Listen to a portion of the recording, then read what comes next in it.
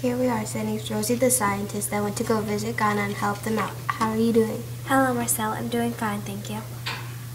I've heard about your difficult journey to Ghana, and I'm hoping to learn about Ghana's sanitation and water problems. To start off, what is the geography of Ghana? Well, Ghana is very hot, damp, and humid. There are also many forests. Ghana has the strongest economy in West Africa. Lots of people work in technology, fishing, and forestry. That sounds interesting. So what's some of the major drinking water sources? One of the major rivers is the Volta River. There are also lots of other drinking sources like Lake Volta and the Volta Basin. It's the women's job to get the drinking water. The water that they carry is used for agriculture, drinking, washing clothes, and cooking. Since those rivers are so big, what are the major water concerns? There are two major water concerns. The first one is the access to the water. The water is so far away, so it's hard to get.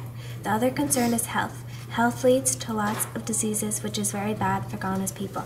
22 million people in Ghana don't have clean water to drink.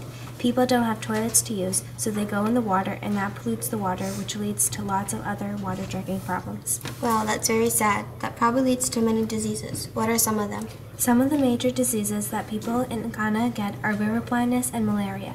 It is very sad to see men and women die at the age of 57, and to see out of 1,000 kids that 72 of them die.